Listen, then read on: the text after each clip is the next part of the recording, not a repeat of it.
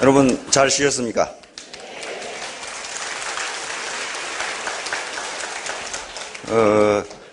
지금 저는 프로야구를 굉장히 좋아하는데, 그래서 그 야구를 아주 시간 나는 대로 열심히 봅니다. 그리고 옛날 젊었을 때는 저도 야구를 많이 했었습니다. 그런데 이 야구를 홈런을 잘 치고 안타를 잘 치는 선수들이 주로 뭘 하느냐 하면은 야구공 때리는 연습을 그렇게 하지 않습니다. 계속 체력 단련을 해요. 구보하고, 즉 뛰고 이 근력 운동을 하고. 야구를 하면은 방망이로 공 때리는 연습을 해야지 무슨 역기를 들고 구보를 하고 그러냐. 그런데 그 해설자들 얘기를 들어보면요, 하체가 튼튼한 사람이 홈런을 친답니다. 팔이 튼튼한 사람은 못 친대요. 하체가 튼튼해야 자세를 똑바로 잡아주고 그대로 방망이를 휘둘러도 몸이 움직이지를 않는데요. 아마 골프도 그런 것 같습니다. 그래서 우리가 몸이 아플 때 가장 빨리 낫는 법은 스테로이드나 진통제를 한 주먹 먹으면 금방 안 아파요. 그러나 그건 병을 고치는 게 아닙니다. 그렇듯이 우리가 돈을 버는 것도 돈 버는 얘기만 계속하면 돈을 못 벌어요. 돈을 쫓아가면 돈이 도망간다 그러죠. 돈이 가는 길목을 지켜야 되고, 마치 우리 이대호 선수처럼 홈런을 많이 치려면은 하체가 튼튼해야 돼. 내공이 쌓여야 된다. 여기 사업자분들이 접촉해야 할 대한민국 사람, 세계적인 사람들은 별의별 사람이 다 있기 때문에 어떤 얄팍한 어떤 말 솜씨 가지고 절대로 아마 설득이 되지를 않을 겁니다. 그래서 어떤 것이 필요할지 모르니까 하여간 열심히 공부를 하시기 바랍니다. 아침부터 딱딱한 얘기를 하기는 그렇고 아직 잠이 좀 덜 깨신 분들도 계시고, 어제 인생 시나리오를 쓰시면서 여러 가지 생각이 있으신 것 같은데, 아주 어제 항우하고 유방 얘기를 했는데, 아름다운 시 한 편을 감상하고 다른 얘기를 할까 합니다. 일반적으로 가장 좋은 시의 소재가 되는 것은 청춘 남녀의 사랑입니다. 그것보다 더 좋은 시의 소재가 없고, 우리나라 대중가요의 가사의 거의 80%도 사랑하기 때문에 헤어져야 하고 그따구 소리만 잔뜩 있어요. 아주 모순된 얘기가 많은데 주로 청춘 남녀의 얘기예요. 공자님이 엮었다고 하는 시경이라는 하나의 경전으로 올라와 있는 시경의 내용도 거의 대부분이 청춘 남녀의 사랑 얘기입니다. 그렇듯이 청춘 남녀의 사랑 얘기는 가장 좋은 시제가 되고 시인 묵객들이 아주 다루기 좋은 소재가 됩니다. 근데 그 청춘 남녀 중에 여자가 미인인 경우에는 시인 묵객들의 아주 사족을 모셔 그 시를 써요. 그래서 어제 얘기했던 항우와 우미인의 스토리는 정말 청춘 남녀의 아름다운 스토리예요. 그래서 당송 팔대가를 비롯한 많은 시인들이 그 두 얘기를 시로 많이 써놨습니다. 항우가 거병을 해서 천하를 휩쓴 게 24살입니다. 그리고 27에 패왕, 황제가 됐어요.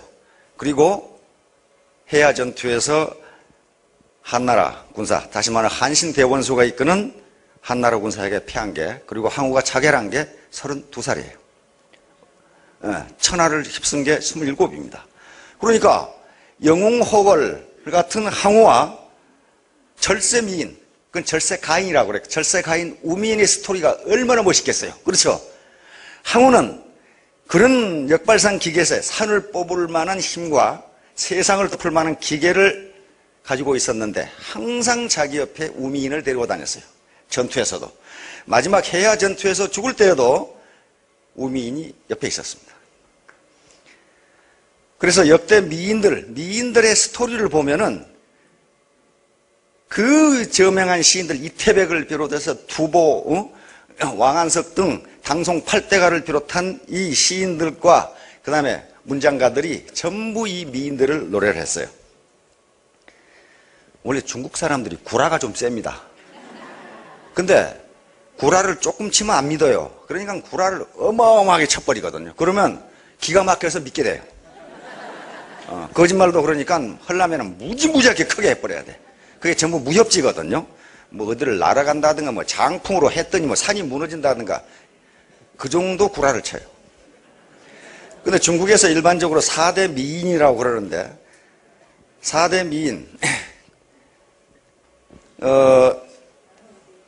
4대 미인을 누구를 치냐면요.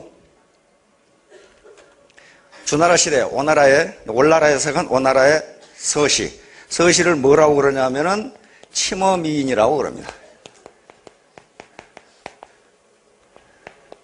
서시.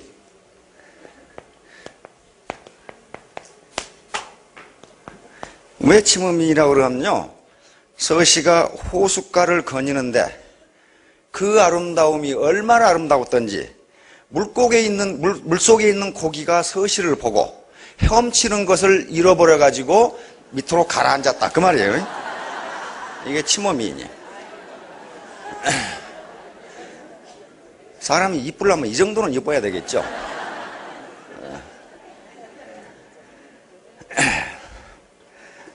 왕소군이란 한나라에 왕소군이라는 사람이 있는데요. 이 미인은 나간미인이라고 그럽니다. 왕소군. 나간미인은 왕소군이 너무너무 이뻐서 왕소군이 마리에서 검은고를 타는 모습을 보고 안자는 기러기 안자입니다. 날아가던 기러기가 그 미인의 아름다움에 취해가지고 날개짓을 잃어버려가지고 땅에 떨어졌다. 그 말이 나간미인이에요.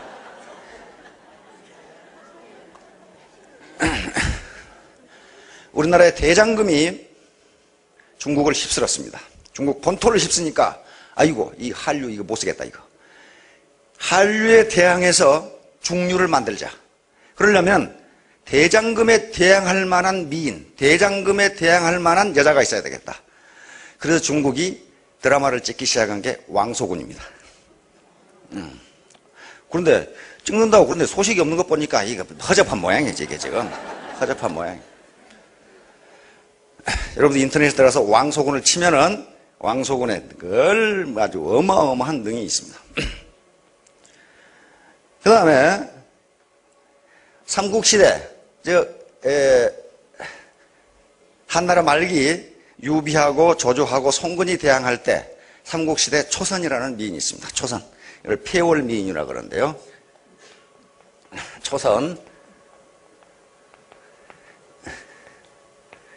초선은 폐월미인이라는 것은 달밤에 휘영청 밤에 보름달이 나왔는데 마침 초선이 뜰에 산책을 하는데 보름달이 초선을 보고 자기 모습이 부끄러워서 구름 속에 숨었다는 이 미인이 초선입니다.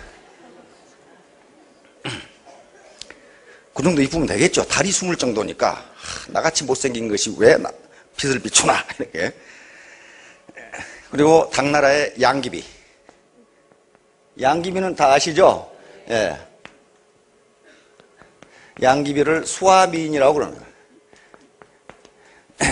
화단에 핀 꽃이 양귀비의 모습을 보고 하도 부끄러워서 숨었다는 게 양귀비입니다. 그런데 바로 그 우미인도 어제 항우의 총이 우미인도 그 정도의 미인이에요. 중국 사람들이 안 넣어줘서 그렇지. 왜냐하면 망했거든, 황후는. 각 왕조가 망할 때마다 그 미인들이 등장합니다. 하나라의 말이라든가 주나라의 달기라든가. 달기.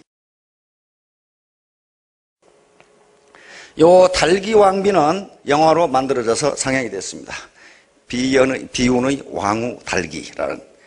그런데 결국 주왕의 총이 했는데 무지무지 아름다웠는데 기록에 의하면 이 달기가 얼마나 아름다웠냐면은 은나라 무왕에게 공격을 당해서 주왕이 죽고 달기도 결국 체포돼서 형장으로 끌려가게 됩니다. 근데 그 형장으로 끌려가는 달기의 모습이 너무너무 아름다워가지고 구경하는 사람들이 넋이 나간 거예요. 그런데 기록에 의하면 달기의 모습이 어떻게 표현되어 있냐면은 봄비에 젖은 백꽃 같았다. 이렇게 했어요. 봄비에 젖은 백꽃. 아름다운가요, 그게? 예. 그래서 어제 우리 박한길 회장님이 가까운 사람부터 잘해라. 그렇기 때문에 여기 앉아 계시는 남자 사장님들은 우리 마누라야말로 봄비에 젖은 백꽃처럼 아름다운 미인이다. 그렇게 생각하시면 될 것 같고, 또 우리 박한길 회장님이 생각한 대로 된다. 그랬으니까 여자 사장님들은 나야말로 봄비에 젖은 백꽃 같은 미인이다. 이렇게 생각하시면 돼요. 우리 여자 총장님들이 안 나오셨는데 여자 총장님들은 누가 봄비에 젖은 백꽃 같은 미인일까? 그건 머리에다 물을 한번 적셔봐야 알겠죠. 적셔보면 전부 다 자기라고 생각할 텐데 뭐 상관없어요. 그런데 이 달기를 사형장으로 데리고 가서 옛날 사형시키려면 어떻게 합니까? 손을 뒤로 묶고 망나니가 춤을 추죠. 칼 가지고. 망나니가 춤을 추다가 달기의 목을 치려고 달기를 보는 순간 온몸이 굳어서 그 아름다움에 취해가지고 사형이 불가능했다고 그럽니다. 그래서 포도대장 이 형리가 다른 젊은 놈을 데려다가 또 해도 또 마찬가지예요. 치려는 순간 얼굴을 보면 사지가 굳어가지고 그 아름다움이 넋이 나가가지고 사형을 못 시키는 거예요. 그래서 이 형리가 이거 안 되겠다. 젊은 놈들은 도대체가 안 되겠다. 90이 넘은 망나니를 구해가지고 90이 넘은 망나니를 구해서 춤을 추고 치려고 보는데 역시 90이 넘은 이 할아버지도 달기의 얼굴을 보는 순간 사지가 굳어가지고 칼을 치지를 못하는 거예요, 이게. 나이가 든다고 미인 몰라보는 거 아닙니다. 이게 우리 육신은 늙지만은 영혼은 늙지가 않거든요. 그게 똑같아요. 여기 어르신들 맞죠?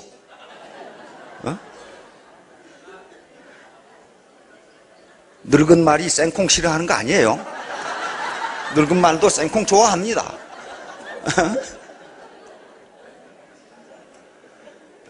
그래가지고 하는 수 없이 달기를 어떻게 사형시켰냐 하면은 달기의 얼굴을 보자기로 가리고야 사형이 가능했다. 이렇게 나와 있어요, 기록에. 그러니까 역시 미인은 사람을 심란하게 만들어요. 그렇죠? 자, 근데 항우가 이 우미인을 항상 데리고 다녔어요. 항상 데리고 다녔고, 결국 마지막 해야 전투에서 우미인은 자기 때문에 역발상 기계세의 이 호걸이 탈출을 하지 않는다는 걸 알고 자기가 자결해야 되겠다고 생각을 합니다. 그러면 자기가 없어지면 항우는 그 역발상 기계세의 힘을 가지고 한나라군을 격파할 것이다. 이렇게 생각했어요. 그래서 항우에게 칼을 달라고 그래서 물론 항우가 다른 데로 이제 약간 자리를 비켰을 때 그걸로 장군의 초막에서 자결을 하고 맙니다.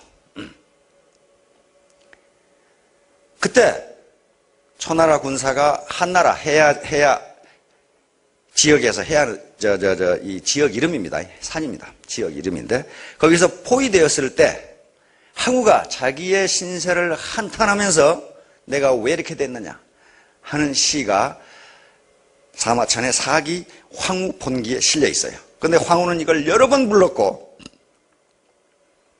거기에 우미인이 답한 시가 있습니다. 그래서 항우의 해하가 그리고 우미인의 화답가가 있어요.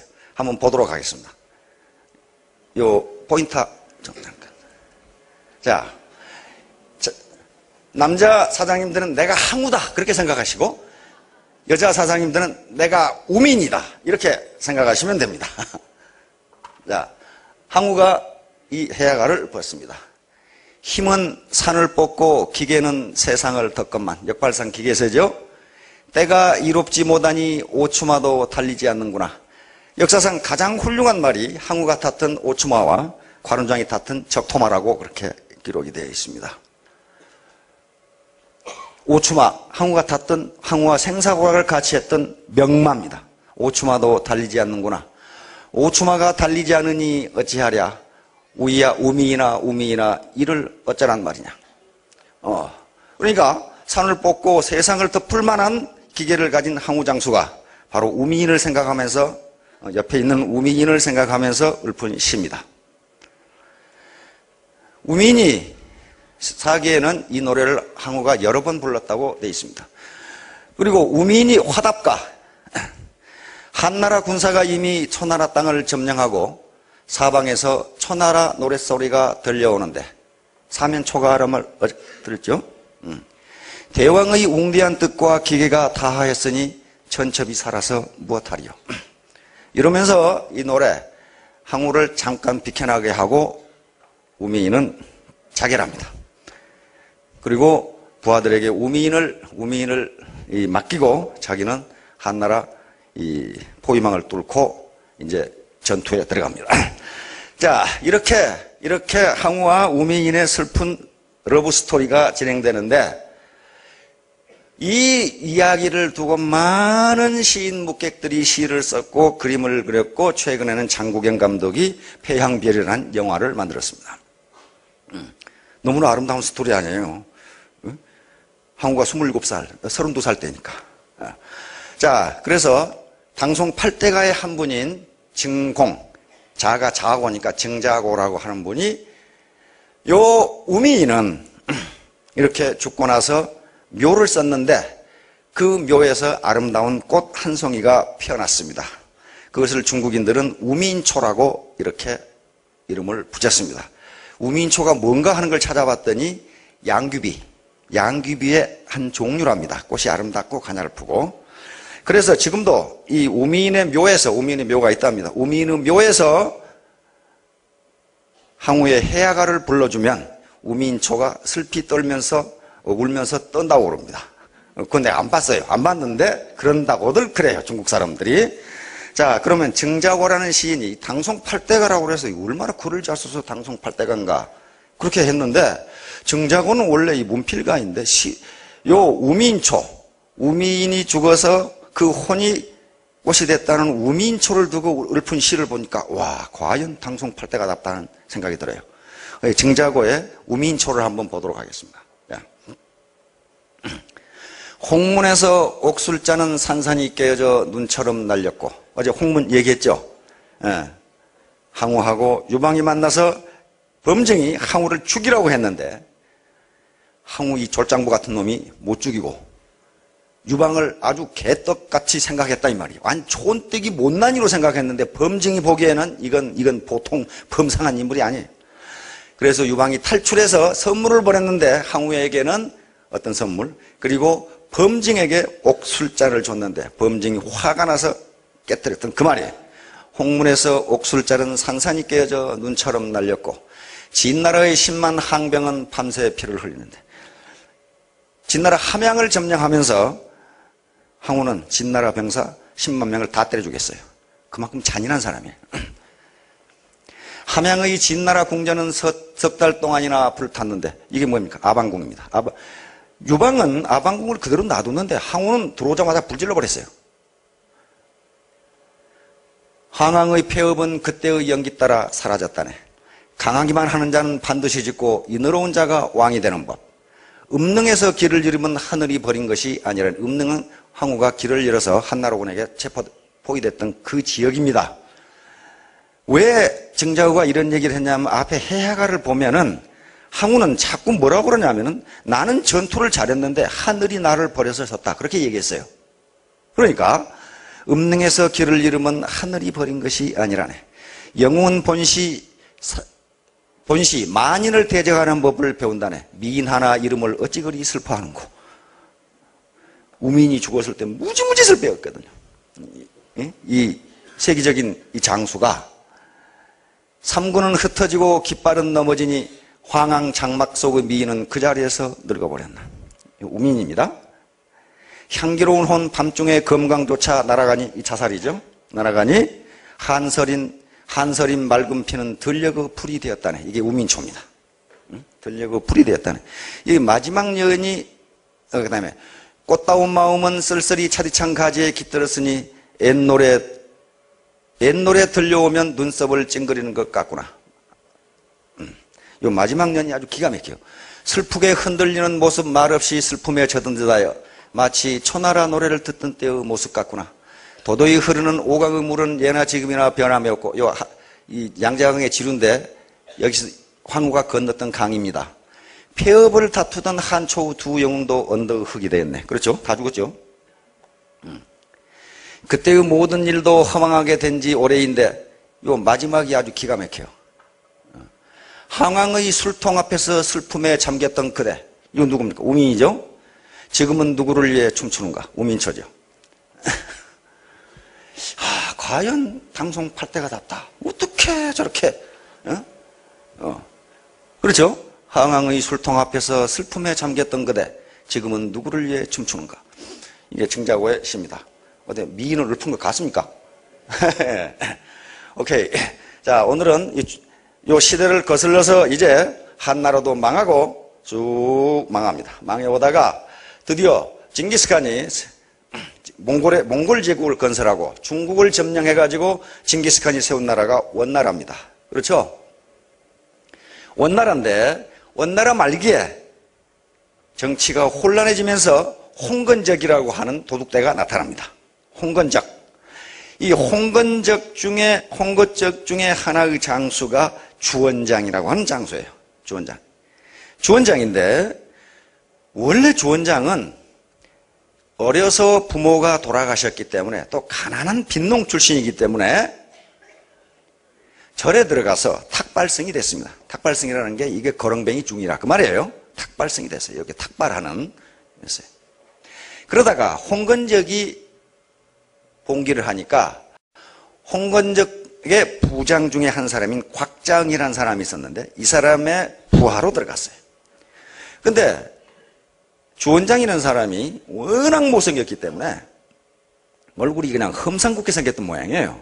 못생겼기 때문에 곽장은 뭐 이놈이 마음에 안 들었지만은 워낙 얼굴이 못생겨가지고 적군이 이놈의 얼굴을 보기만 해도 도망간다고 생각을 했어요. 그래서 자기 부하로 들여왔는데 이놈이 능력이 보통이 아니야. 능력이 보통이 아니니까 자기 수양딸과 결혼을 시킵니다. 이 수양딸은 자기 친구의 딸인데 이 친구가 계속 전쟁만 하다가 먼저 죽었어요. 죽고 이 딸을 자기 곽장이라는 사람에 맡겼는데 곽장 부부는 이 딸을 애지중지 길렀습니다. 이 딸이 마수영입니다. 이 마수영과 주원장을 결혼을 시킵니다. 그런데 주원장은 중국 역사상 가장 밑바닥에서 황제가 된 사람이 주원장이에요. 완전히 빈농에다가 거렁뱅이 탁발성이었으니까 이 사람이 황제가 된 거거든요. 그런데 마수영은 제대로 교육을 받은 사람이에요.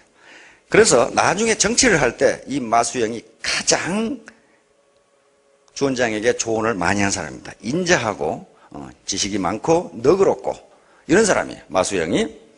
결국 마수영과 결혼을 하는데 마수영의 별명은 마대각입니다. 발이 말처럼 크다 그 말이에요. 그 당시 중국 여자들은 전부 전족을 해가지고 발을 작게 만들었는데 마수영의 부친은 평생 동안 전쟁만 하느라고 딸의 발을 감싸서 전족을 만들 시간이 없었어요. 그래서 발이 크다는 게 지금 정상발이었어요. 정상발. 그래서 마수영의 발을 마대각이라고 그럽니다.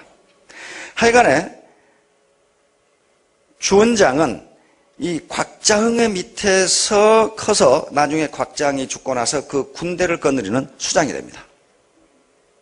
수장이 되는데 이제 마지막으로 홍건적 세력 중에서 마지막으로 남은 세력이 빈농 거렁뱅이 출신 주원장하고 소금장수 출신 장사성의 부대가 천하를 놓고 자웅을 겨루게 됩니다. 그러니까 천하를 놓고 자웅을 겨룬 사람들은 공부 많이 한 사람들이 아니에요. 한 사람은 거렁뱅이 출신이고 한 사람은 소금장수예요. 그런데 그 당시에 전세는 소금장수 출신 장사성이 훨씬 유리했어요. 군대도 많고 강소성의 좋은 이 전략적으로 중요한 지역을 장사성이 점령하고 있었어요. 그래서 주원장은 밤에 험한 산을 돌아서 장사성의 부대를 뒤에서 포위해가지고 공격할 계획을 세우고 행군을 시작했어요. 그런데 가다 보니까 산길 좁은 협로인데 그 협로 길이 하나밖에 없는데 아니 이 산오리 한 놈이 거기서 알을 품고 앉아 있어. 그래서 주 원장은 앞에 가다가 고민에 빠졌어요. 아, 내가 옛날에 그 절에 있을 때 스님들이 새끼를 품고 있는 짐승을 죽이면 불길하다는데 그 생각이 들었어요.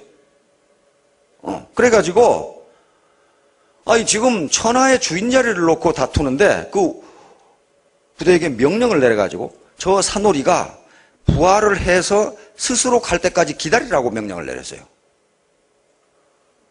그러니까 부하 장수들은 어떡하겠어요? 아이고 저 산오리 하나 그거 가지고 말이야 지금 목숨이 왔다 갔다 하는데.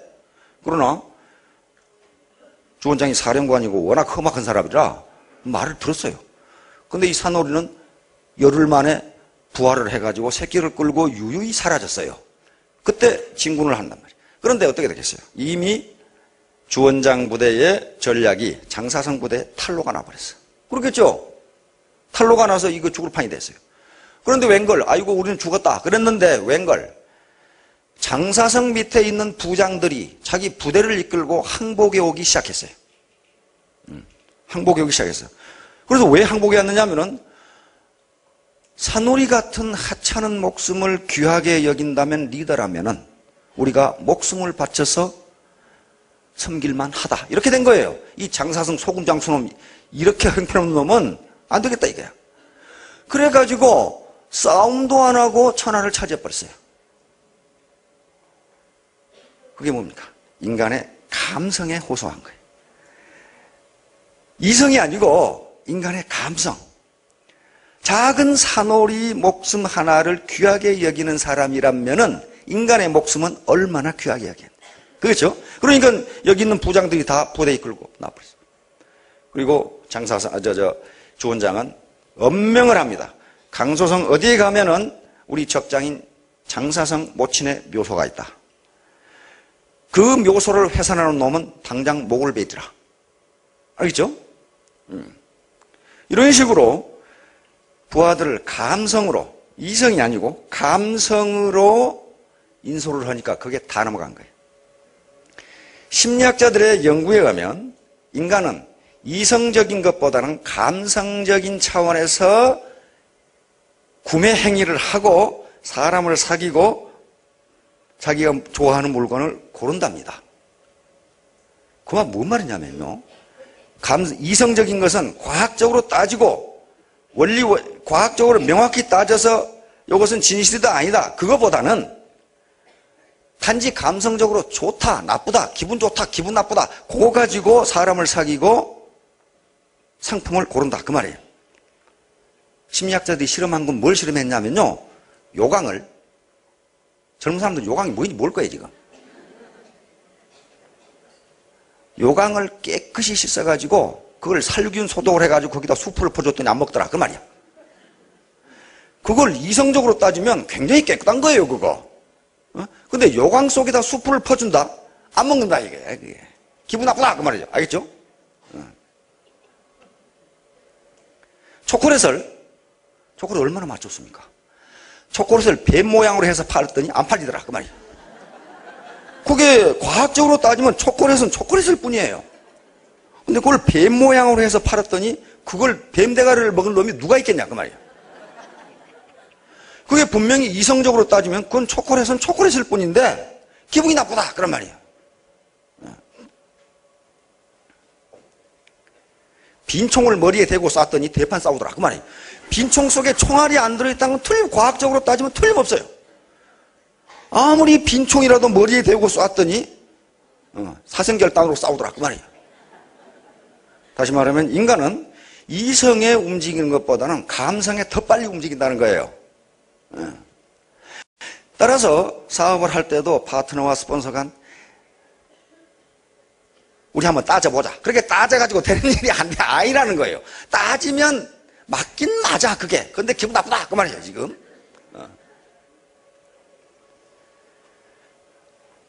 우리를 짜증나게 하는 것은 거대한 산이 아니라 신발 속에 든 모래 한 알이라고 그럽니다.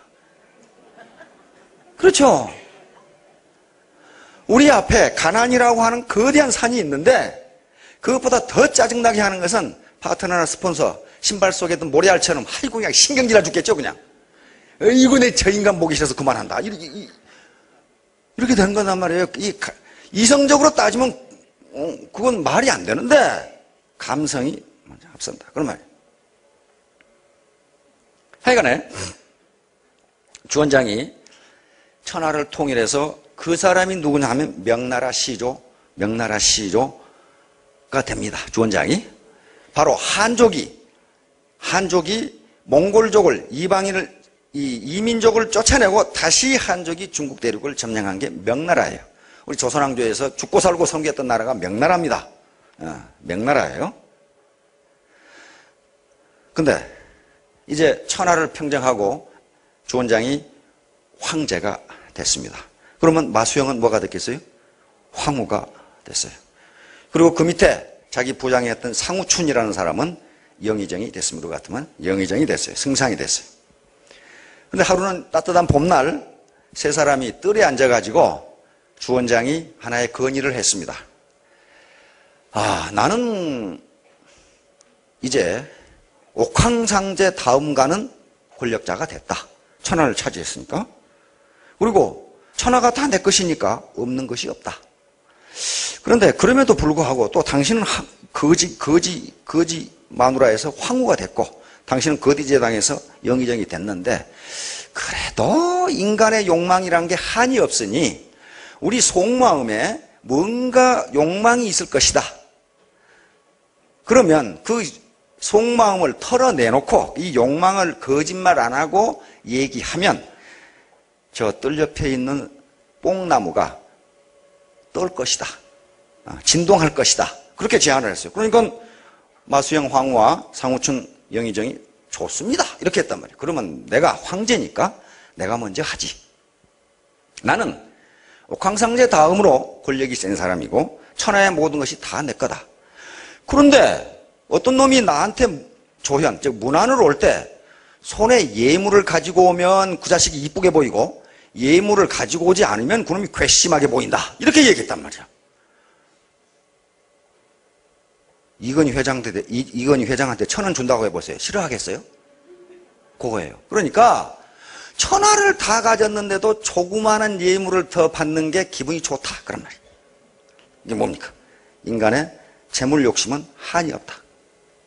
천하가 다 내 것인데 그 예물이 몇 푼이나 되겠어요? 그러니까 뽕나무가 흔들흔들했어요. 참말이네. 그러고 참말이네. 그다음에 이제 마수영 황후가 그럼 다음은 제 차례입니다. 저도 참 일개 여인으로 이 대제국의 황후가 됐으니 더 바랄 것이 뭐 있겠습니까마는 아침마다 조회에 참석하는 건장하고 젊은 남자를 보면은 저 사람하고 한번 사귀어봤으면 이런 생각이 듭니다. 그러니까 뽕나무가 흔들흔들. 참말이네.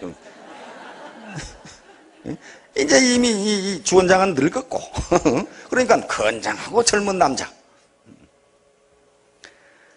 마지막으로 상우춘 영의정이 이제 당신 한번 해보시오. 그랬더니 저야말로 폐하를 모시고 황건적에서 거지에서 1인지하요 만인지상인 영의정이 됐는데 그래도 그 임금 자리가 탐이 난다 이거야. 예? 한 자리가 탐이 난다 이거야 지금. 그러니까 뽕나무가 흔들흔들. 인간의 사랑에 대한 욕심, 지위에 대한 욕심은 한이 없다. 근데 그 셋 중에 하나만 범해도 어떻게 됩니까? 폐가 망신해요. 그렇죠? 돈 있는 놈이 계속 돈 벌려고 하거나 언젠가는 폐가 망신해요. 여자가 다른 남자한테 눈을 돌리거나 그렇죠? 그것도 폐가 망신해요. 올라갈 때까지 올라간 놈이 상관을 쫓아내고 지가 그 자리에 앉아달라고 하려거나 이것도 폐가 망신해요. 그렇죠? 이것이 상삼진이라고 기록이 되어 있습니다. 뽕나무의 세 가지 진실, 그래서 참진자를 써서 쓰기도 하고 떨릴 질자를 써서 뽕나무가 세 가지 떨린 이유 이렇게 해서 이야기도 하는데 우리가 너무 욕심을 내면 돈 하며 쫓아가면 그러면 도망간다. 도망가요. 태공이라는 강태공 아시죠? 강태공이 있었다는 육도라는 병사가 있습니다. 태공병법이라고도 합니다. 나중에 뒷사람들이 삼약을 붙여가지고 육도 삼약이라고 하는데 아주 탁월한 병법서입니다. 그 중에 무슨 얘기가 있냐면 장수가 해야 할 일이 나와 있어요. 태공이 한 이야기입니다. 장수는 곧 오늘날 뭘 얘기하냐면은 리더를 이야기합니다. 리더인데 아이고 나는 리더가 아닌데 그렇지가 않아요. 모든 사람은 리더예요. 자기 자신을 리드해야 되고 그 다음에 파트너와 스폰서, 자기가 파트너를 하려도 스폰서, 이건 리더십을 발휘해야 됩니다. 리더십을 발휘한다는 게 꼭 그 사람을 끌고 간다, 내 부하로 시킨다 그런 얘기가 아니에요. 같이 더불어 목표를 달성해 가는 게 리더십이랍니다. 거기에 어떤 얘기였냐면 장수가 병사들과 생사고락을 같이 하고, 다시 말하면 먹고 입고 자고 쓰고 그리고 행군할 때 같이 짐을 지고 가고 이렇게 되면 병사들은 장수를 위해서 목숨을 바친다. 그런데 어떤 얘기가 적어져 있냐면은 옛날에 탁월한 장수가 자기 친구가 막걸리집을 했어요. 탁죽. 꼭 전장에 나가면 그 친구가 막걸리 한 통을 보내줬다. 그런데 그 장수는 지가 다 마시면 어떡하겠어요? 병사들은 얼마나 먹고 싶겠어요? 전쟁하다가 막걸리 무지무지 지금은 안 마셨지만 전쟁하다 막걸리를 마신다 해봐요. 그거 기가 막히겠죠? 그런데 그 장수는 막걸리 통을 받으면 그것을 냇물에 쏟았습니다. 그래서 냇물에 1일 정도를 써서 냇물을 퍼먹도록 했어요. 그러니까 뭐예요? 전부 다 수만 명의 병사들이 장수와 함께 냇물을 퍼서 마시면서 막걸리를 퍼마시는 거예요. 그 병사에 뭐라고 되어 있냐면 그 냇물을 맛이 막걸리야 되지는 않지만은 그 장수의 마음이 거기에 들어가 있다. 그래서 병사들은 그 장수를 위해서 죽을 때까지 싸운다. 이성적으로 따지면 말도 안 되죠. 그게 막걸리 한 통 부었다고 뇌물이 막걸리가 됩니까? 그러나 그 장수는 어떻게 했어요? 병사들을 감성으로 통솔한 겁니다. 감성으로. 그렇죠? 그러니까 한마음 한뜻입니다. 마수영이, 황후입니다. 마수영이 항상 주원장을 보좌하면서 주원장이 선정을 베풀도록 옆에서 조언을 합니다. 그런데 주원장이 황제가 돼서 민정시찰을 하는데 어느 마을에 가보니까 한 여인이 큰 수박을 들고 있는데 오늘날 치면 이제 수박 농사를 지었겠죠. 그런데 우연히 이 주원장이 수박을 들고 있는 여인의 발을 보니까 발이 무지무지하게 커. 그러니까 거기서 화를 무지무지하게 냅니다. 이건 황후를 모독하는 그림이 아닌가. 자기 마수영 황후가 마대각이거든요. 다리가 크니까. 그래가지고 자기 부하에게 명해서 내일 저 집을 몰살시켜버리라고 합니다. 이건 황후를 모독한 죄다. 그런데 마수영은 항상 이 주원장이 좀 성질이 급하기 때문에 주원장이 시찰을 가면 자기 부하들에게 무슨 얘기를 했는지, 무슨 짓을 했는지 보고를 받았어요. 그래가지고 그런 얘기를 했다고 그러니까 마수영이 얼른 자기 신복에 시켜서 그 마을에 그래놓고 이 주원장이 그 큰 수박을 들고 있는 발 큰 여자 집에다가 복자를 붙여놓고 갔어요. 복자 알죠? 네, 복을 받는다 할 때 복자를 붙여놓고 왔어요. 이 말을 듣고 마수영이 자기 신복에게 얘기해서 그 마을의 모든 집에 복자를 붙이라고 그랬어요. 모든 집에 복자를 붙이라. 그래서 자객이 가서 죽이려고 보니까 집집마다 다 붙어 있어. 이게 복자가 붙어 있는 집을 죽이라고 그랬는데 가보니까 다 붙어 있어. 그래가지고 누구를 죽여야 될지는 몰라서 그냥 왔어요. 그냥 와서 주원장에게 이 복자가 한 군데만 붙어 있는 게 아니라 다 붙어 있다 이게. 그런데 그 마을에 글자를 모르는 사람이 있어가지고 복자를 거꾸로 붙여놓은 놈이 있었어요. 가끔 우리도 책 거꾸로 들고 읽는 사람 있죠? 지금은 그런 사람 없어요. 우리 때는 많았어요. 뭘 들고 다니냐 하면은 타임지를 옆에다 딱 끼고 다녀요. 타임지를. 그러면 그때는 대학생들만 타임지를 읽었거든. 그것이 이제 지성인의 과시예요. 그래, 나중에 읽을 때 뭐 거꾸로 읽어, 그놈이. 내가 그런 사람을 봤어요. 그런 사람을 봤다고. 군대 있을 때 봤어요. 난 그놈이 서울대학 나왔다고 해서 그런 줄 알았어요. 나중에 타임지를 들고 다니길래, 아이고, 새끼 지식 무지하게 많구나. 그랬는데, 이놈 읽을 때 보니까 거꾸로 들고 있더라고. 근데 거짓말을 했어요, 이놈이. 뒤지게 맞았는데.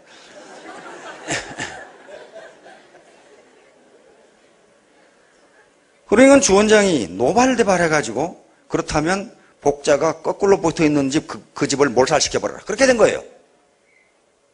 그러니까 그 말을 마수영이 옆에서 들었어요.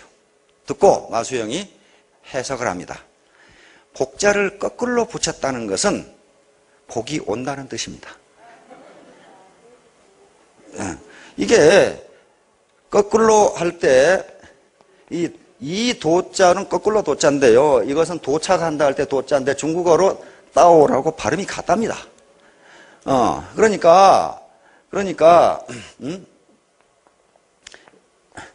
이렇게 하면은 복이 온다. 그 말이에요. 따오를 하면은. 그러니 그 집은 황제의 직사가 우리 집에 온다는 걸 알고 복이 온다. 이렇게 써붙여 놓은 겁니다. 그러니까 이 무식한 주원장이 기분이 매우 좋아가지고 하하하 그런가 이렇게 된 거예요. 세상 만사는 해석하기 나름이에요. 만약에 마수영이 그 때려 죽이세요. 복자를 거꾸로 붙였다는 것은 복을 때려 엎은 겁니다. 그래서 뭐 어떻게 되겠어요? 그렇죠? 똑같은 현상인데 그걸 어떻게 보느냐 하는 거예요. 이게 패러다임. 그래서 지금도 중국에서는 많은 사람들이 문에 복자를 붙일 때 거꾸로 붙인다고 그럽니다. 왜냐하면 마수영을 기념하기 위해서. 이 마수영 황후. 마수영은 자기가 아팠을 때 우리 같으면 의의죠, 의의를 쓰지 않았습니다. 의사를 전혀 쓰지 않고 자기가 죽는다는 걸 알고 죽을 병에 걸렸다는 걸 알고 의의를 쓰지 않았어요. 왜 안 썼냐면은 내가 죽을 병인데 이 의의가 내 병을 못 고치면 어떻게 됩니까? 죽일 것이다. 그러므로 그 의의를 살리기 위해서 쓰지 않았어요. 그런 사람이에요. 그러니까 여자 사업자들 남편 그렇게 모시라고요. 알겠죠? 그렇게 모셔야 돼요. 언제 강태공처럼 70이 넘어서 왕으로 짜장 하고 나타날지 몰라요. 지금은 건달 백수지만은 그럴 수가 있어요. 자, 이와 같이 감성 빠지지 말고 기분 안 나쁘게 해야 된다. 위나라에 오기장군이라고 있습니다. 오기장군 손자병법과 쌍벽을 이루는 오자병법의 저자가 오기장군입니다. 오기장군.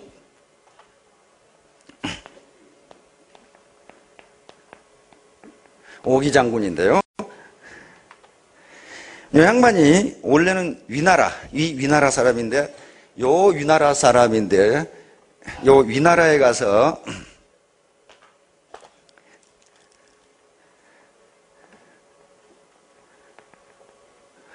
위나라에 가가지고 장군이 됩니다.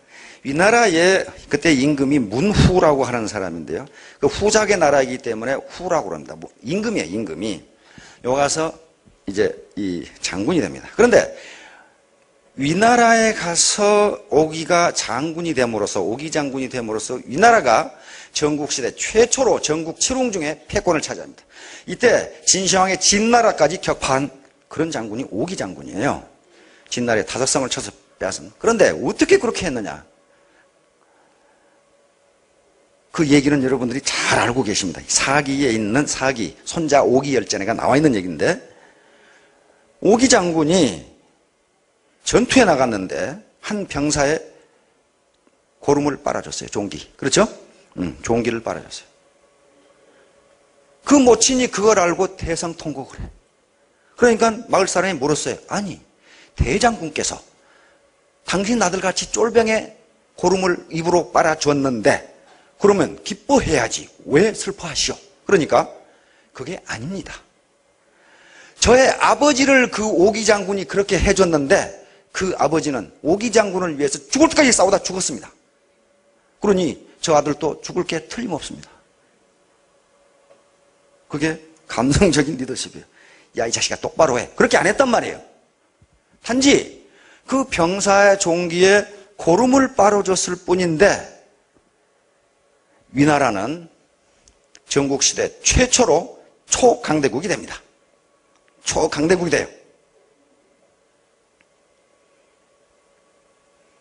그런데 오기 장군은 무인이에요. 무 쪽만 그렇게 돼가는 나라가 강성하지 않습니다. 그럼 뭐가 있어야 되겠어요? 문 쪽이 있어야 돼요. 문무가 합해져야. 그래서 위나라를 강성하게 한 임금이 문후고 그 아들이 무후예요. 그러니까 문임금, 무임금이에요. 예를 들면. 그런데 이 당시에 문후, 그러니까 위나라 임금의 스승이 누구냐 하면은 공자의 10대 제자 중에 한 사람인 자하라는 사람이에요. 자하. 가장 탁월한 지식을 가지고 있는 사람이 자하입니다. 이 자하가 임금과 그 나라 대신들의 스승이 돼가지고 공자의 학문을 가르치기 시작했어요. 그 중에 한 사람이 서문표라는 사람입니다. 서문표. 문후는 서문표를 어편이라고 하는 고을의 현령으로 보냅니다. 그런데 그 현에 가보니까 이게 엉망진창이야. 황하 옆에 있는, 그 위나라가 황하 상류에 있거든. 황하 옆에 있는 이 어편이라는 마을에서 매년 황하의 신인 하백이라는 용왕에게 제사를 지냈는데 매년 그 고을에서 가장 이쁜 처녀를 하나씩 바쳐야 돼. 근데 바치는데 뭘로 바치느냐? 용왕에게 시집 보낸다. 그런 명목으로 바쳐요. 그러면서 이런 대행사를 해야 되니까 돈이 많이 필요하니까 돈을 내야 된다고 하면서 세금을 어마어마하게 걷어요. 그래가지고 그 고을의 관리들과 원로 있죠. 원로, 장로들과 무당들이 그걸 갈라먹어. 뭡니까? 가렴주구죠. 가렴주구. 그러면 서문표가 그 고을에 갔을 때 그런 짓을 하고 있었다는 것은 그 앞에 현령이라든가 관리들도 같이 해먹었다 그 말이에요. 그렇죠? 그런데 서문표가 가보니까 좀 그런 짓들을 하고 앉아있어. 소위 권력을 잡았다는 사람들이, 상류계층의 사람들이 그 당시에는 무당이 상당히 세거든요. 관리들, 장로들, 호족들, 무당들이 짜고 백성들을 아주 가렴주구를 하고 있는 걸 발견했어요. 근데 마침 서문표가 가니까 황하의 신 하백에게 처녀를 바치는 날이야. 그래서 이제 현령으로 갔으니까 어떻게 했어요? 제복을 멋들어게 차려입고 나도 가서 참여해야지. 황하의 신에게 제사를 지내는데 갔어요. 그리고 또 품잡고 앉아있는데 이제 처녀를 바칠 시간이 됐어요. 그런데 바치기 일보 직전에 서문표가 내가 처녀를 한번 봐야 되겠다 이게. 왜냐하면 황하의 신에게 처녀를 바치는데 처녀가 안 이쁘면 안 되니까 무지무지 이뻐야 된다 이거야. 그래서 처녀를 와서 보니까 에이 안 이쁘다 이거 안 이쁘니까 이거 좀 뒤로 미루자. 근데 그냥 뒤로 미루면 이 황하의 신이 화를 낼 테니까 이 무당 두목 자네가 들어가서 할멈이거든. 할멈이 들어가서 용왕에게 잠시 연기했다고 보고해라. 그러고는 할멈을 들어서 황하에 던져버렸어요. 그러고 또 기다려. 이 할멈이 왜 안 나오지? 안 나오니까 무당 제자들을 들어가지고 야, 너 스승이 안 나오는데 지금 스토리가 잘 안 되는가 보다. 너희들이 들어가가지고 네 스승을 좀 모시고 나왔나? 그래가지고 무당 제자들을 물에다 던져버렸어요. 또 기다려. 그래도 안 나오네 이거. 아, 이건 여자가 가니까 그렇구만. 그 장로 당신들이 들어가가지고 말을 좀 잘해가지고 잠시 연기했다고 보고 오너라. 그래가지고 장로들을 물에다 던져버렸어요. 그래도 안 나와. 나올 건덕지가 없죠. 지금 용왕을 못 만나고 있는 거죠 지금. 용왕을 만나러 가긴 갔는데 황천에 가서 지금 염라대왕을 만나고 있는 거죠 지금. 그래도 안 나와. 하하, 이거 남자들이 장로들이 말을 잘 못하나? 그러면 당신 호족들이 들어가서 좀 얘기를 잘하고 오너라. 호족들을 몽땅 집어서 던져버리려고 그러니까 아이고 맨날 살아주십시오 이렇게 된 거예요. 잘못했습니다. 알겠죠? 자, 이렇게 되니까 되겠어요. 백성들이 서문표. 그러겠죠? 그러면서 황하에다가 처녀를 바치는 제사를 지내서 가렴주구를 하는 것이 아니고 황하에 물을 끓여들여서 농사를 짓도록 만들어줍니다. 이게 리더가 할 일이에요. 그렇죠? 밑에를 사정없이 뜯어먹는 게 리더가 할 일이 아니고 빨대 가지고 빨아먹는 게 밑에 사람들이 물을 받아서 농사를 지어서 잘 살도록 해줘야 된다. 이게 서문표가 한 일이에요. 그래서 서문표의 역사는 사마천 사기에 기록되어 있어요. 이렇게 했다, 서문표는. 자, 이것도 역시 감성적인 것들이에요. 전부 다.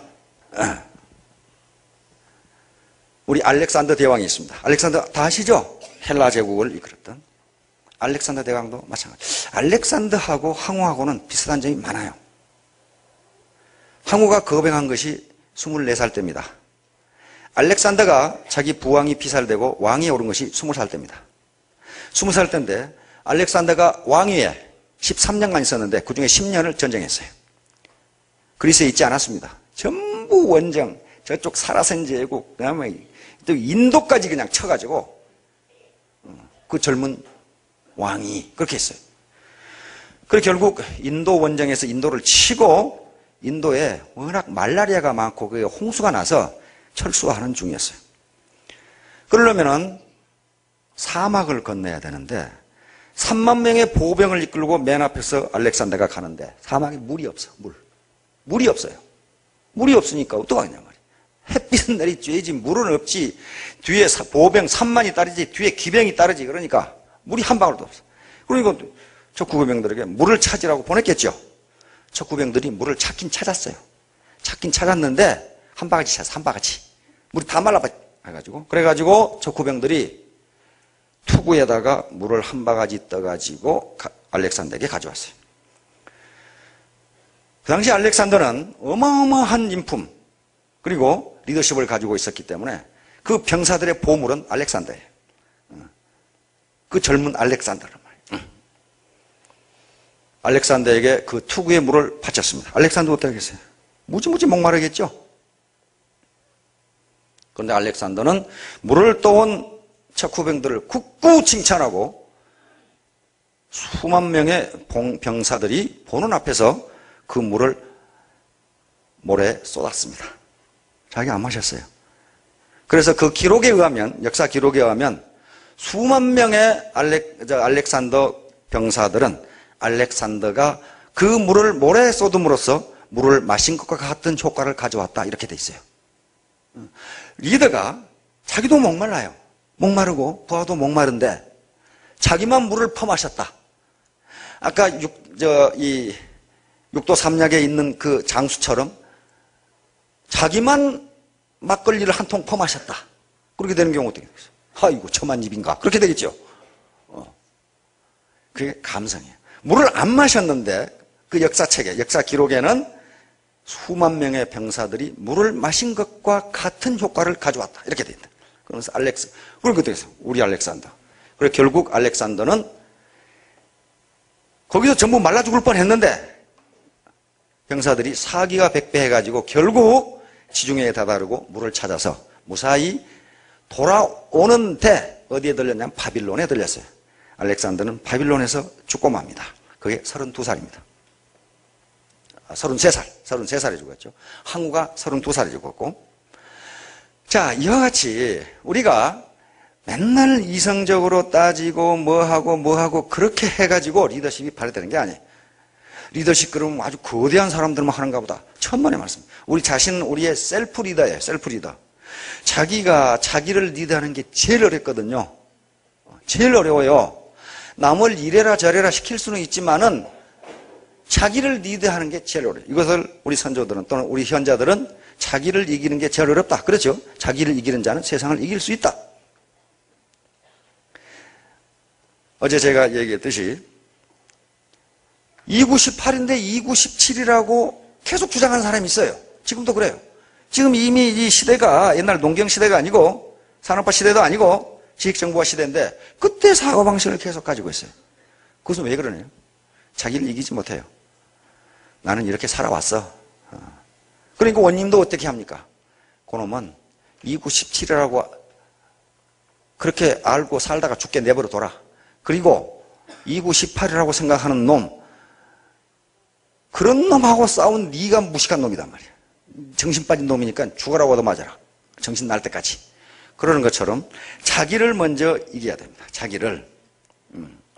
자기가 옳다고 주장하지 말고 과연 내 패러다임이 옳은 것인가 하는 걸 생각해야 된다.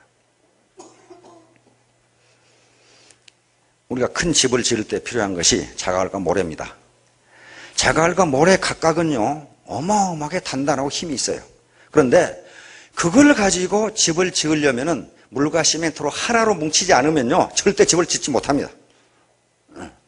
여기 각각은 전부 다 모래와 자갈이라고 할 수가 있어요. 그런데 이게 물과 시멘트라고 하는 걸로 하나로 합해져서 화학적으로 결합되지 않으면 건물은 서지 않습니다. 하나로 합해지는 것, 그게 신뢰거든. 신뢰. 그리고 자기를 낮추고 버리는 것. 요게 요 물과 시멘트가 없으면 하나로 합해지지 않아요. 전부 지 똑똑해가지고 그러면 아무리 똑똑하더라도 IQ 150을 가지고 있는 160을 가지고 있는 세 사람이 자기 똑똑하다고 화학적으로 합하지 않으면 결국 IQ 160밖에 되지 않지만은 IQ 100인 사람이 하나로 합하면 300의 1을 할 수가 있어요. 그건 제가 한 얘기가 아니고 학습 조직 이론의 대가인 피터 생게 박사가 우리나라에 와서 한 얘기. 우리나라에 와가지고 어떤 조직은 IQ 160인 사람들이 모여 있는데 거기서 나오는 성과는 IQ 60밖에 되지 않는다. 그렇게 얘기했어요. 왜? 전부 지 똑똑하다고 설치니까 되는 일이 하나도 없다. 그 말이에요. 하나도 없다. 그래서 이 양반이 강조한 게 팀 학습입니다. 팀 학습. 팀이 서로 정보를 교환하고 지식을 교환하고 우리 어떻게 하자, 내 임무는 뭐고 당신 임무는 뭐고 이렇게 해서 하나로 하나의 유기체를 형성하지 않으면 IQ 160인 사람이 모인 조직이 거기서 나온 성과라고는 IQ 60밖에 되질 않는다. 그러므로 그것 때문에 학습 조직이 필요하다. 이렇게 했어요. 학습 조직. 시스템적으로 사고하고 팀 학습을 통해서 이 많은 사람들이, 다양한 사람들, 다양한 지식과 경력, 그리고 이 경험, 이런 걸로 구성된 사람들이 시멘트와 물의 어떤 신뢰와 상호 신뢰죠. 그리고 겸손, 이런 걸로 뭉쳐져 가지고 하나가 되면 어마어마한 힘을 발휘할 수 있다. 이게 시너지 효과거든요. 시너지 효과. 그래서 시너지 효과가 가장 극적으로 나타나는 게 네트워크예요. 다른 데는 그렇게 나타나지 않아요. 아무리 초인류 기업이라도 각각은 한 시스템의 한 구성인자이지 자기가 시스템의 구성인자이면서 자기가 시스템을 거느리고 있는 사람이 없어요. 그러나 이건 네트워크만 그 현상이 나타나요. 그러니까 요 네트워크의 시너지 효과를 가장 효율적으로 발휘할 수 있도록 하는 것. 그것이 너무 이성적으로 따지지 말라는 거예요. 나는 IQ 160이야. 그리고 내가 이래봬도 이대 출신이야. 이대인지 저대인지 뭐 아무것도 아니에요, 그건. 그거 완전히 옛날 먹고 사는 거지. 그거 아무것도 아니에요. 그렇게 해가지고는 안 된다. 그렇게. 그게 무슨 상관이냔 말이에요, 지금. 응? 무슨 상관이에요? 그런 거 따지지 말고 시너지는요 서로 다른 학력, 다른 생각, 다른 경험, 다른 지식을 가지고 있는 사람들이 모였을 때만 그게 나온다고 돼 있어요. 제가 극적으로 예를 들었죠. 여자 둘이 같이 사는데 애가 생겼다. 그건 그럴 리가 없어요. 그건 지금 엉뚱한 데 총을 맞고 와서 그러는 거지. 그건 그렇게 되는 게 아니에요. 그건 그렇게 되는 게 아니라고. 반드시 전혀 다른 성격을 가진, 다른 이 생리적 특징을 가진 남자와 여자가 만나야 애가 나와요. 시너지가 나온다고. 하나 플러스 하나가 셋이 된단 말이에요. 그렇듯이 여기에 경력도 다르고 사회적 지위도 다르고 살아온 경력, 그 다음에 지금 약간 인상 쓰고 있는 분 다 달라요. 그런데 그런 분도 다 필요하다는 거예요. 다 합해서 하나를 이룰 때 모두 크게 성공할 수 있습니다. 그리고 현대사회에서 바로 우리 한신 장군처럼 작은 자존심을 내가 죽이고 내 이웃을 사랑하고 내 가족을 사랑하고 내 자식들에게 가난을 물려주지 않겠다고 하는 큰 자존심을 살리겠다는 생각이 있으면 반드시 성공하실 겁니다. 여러분 모두 크게 성공하시기 바랍니다. 감사합니다.